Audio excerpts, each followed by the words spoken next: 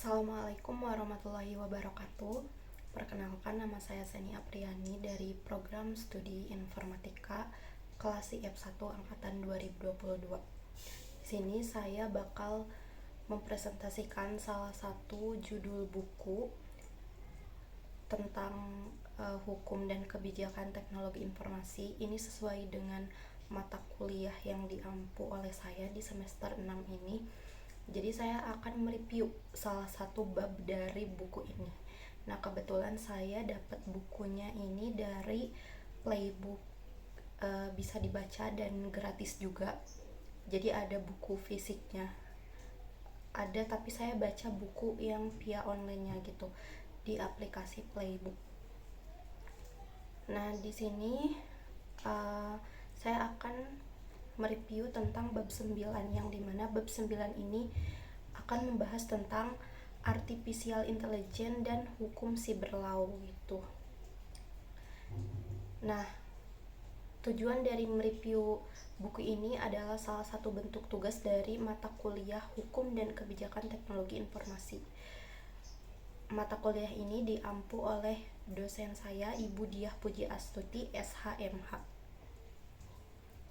Saya akan menyebutkan dulu buku ini karyanya Dr. Yose Indrata, SPD, SH, MPD, MH, MMM, SOS. Nah, di sini tujuan presentasinya selain untuk tugas, itu ada beberapa hal yang akan dipresentasikan. Salah satunya tentang perkembangan teknologi AI. Terus bagaimana hukum di Indonesia termasuk Undang-Undang Dasar 1945 itu mengatur atau menjadi acuan dalam menyikapi isu ini. Nah, terus ada isi utama atau ringkasan dari bab 9 ini. Nah, bab 9 ini atau AI ini tuh membahas hubungan antara perkembangan artificial intelligence atau AI dengan dunia hukum gitu. Saya akan menjelaskan, mereview di video ini tentang beberapa poin-poin penting yang dibahas dalam bab ini. Yang pertama itu ada pengertian dari artificial intelligence atau AI itu sendiri. Nah, jadi AI adalah sistem komputer atau teknologi yang mampu melakukan tugas-tugas yang biasanya memerlukan kecerdasan manusia. Misalnya seperti analisis data, terus pengambilan keputusan, terus juga ada pemrosesan bahasa alami gitu. Nah, terus ada poin yang kedua, yaitu permasalahan hukum yang timbul karena AI. Jadi AI ini juga ada menimbulkan permasalahan hukumnya. Yang pertama ada tanggung jawab hukum. Nah, jika AI menyebabkan kerugian, siapa yang bertanggung jawab? Apakah pembuatnya, developer, pengguna, atau pihak lain? Karena AI bukan subjek hukum, maka yang bertanggung jawab tetap manusia atau badan hukum terkait. Jadi yang bertanggung jawab tetap manusia, meskipun AI adalah yang kita gunakan, tapi kita tetap sebagai manusia itu yang bertanggung jawabnya.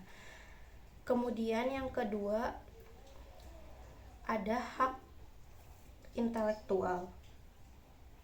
Apakah karya yang dihasilkan oleh AI bisa mendapat hak cipta? Hingga saat ini, hukum Indonesia belum mengakui AI sebagai subjek hukum yang bisa memiliki hak cipta.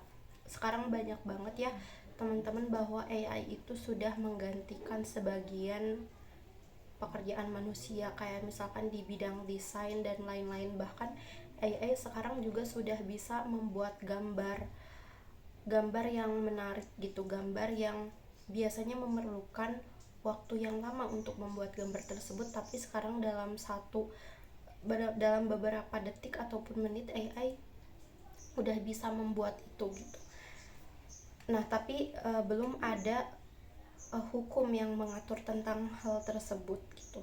Nah, terus ada juga tentang yang ketiga, perlindungan data pribadi. AI sering memproses data pribadi dalam jumlah yang besar. Terus maka muncul pertanyaan soal privasi dan keamanan data. Ketika kita menggunakan AI, maka AI ini akan memproses data-data pribadi kita yang kita bagikan. Nah, apakah itu aman ataukah enggak? Terus yang keempat ada etika dan keamanan AI. yang dimana AI harus diatur agar tidak digunakan untuk tindakan diskriminatif atau melanggar HAM.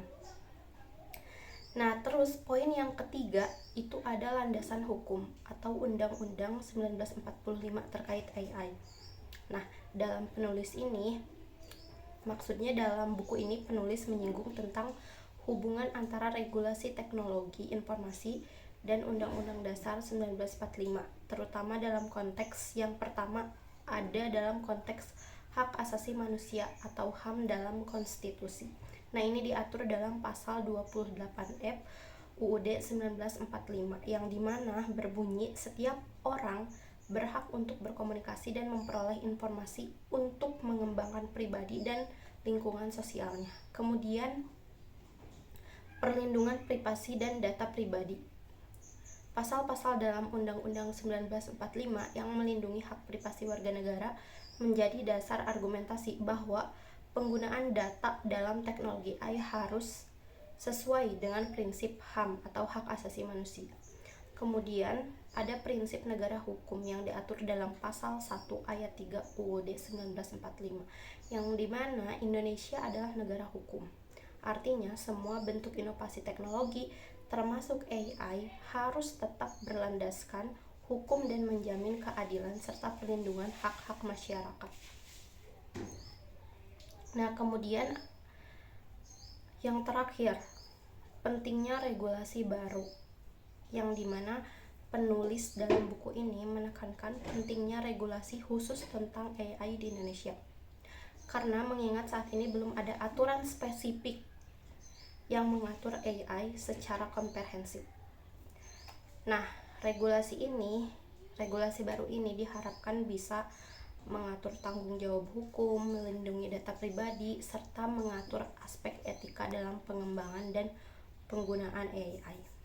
Nah, teman-teman, jadi di bab 9 yang membahas tentang AI atau Artificial Intelligence dan hukum, dan poin-poin yang telah disebutkan tadi, itu adalah pembahasan singkatnya atau reviewnya. Dan itu penting untuk kita tahu gitu dasar-dasar hukumnya, karena tadi juga ada beberapa poin yang penting kayak perlindungan data, gimana etika kita menggunakan AI itu sendiri. Nah, teman-teman, sekian presentasi review buku dari saya, buku yang berjudul Artificial Intelligence dan Hukum Cyber Law. Judulnya AI dalam Cyber Law, tapi ini bab 9 membahas tentang AI. Segitu aja teman-teman. Terima kasih. Wassalamualaikum warahmatullahi wabarakatuh.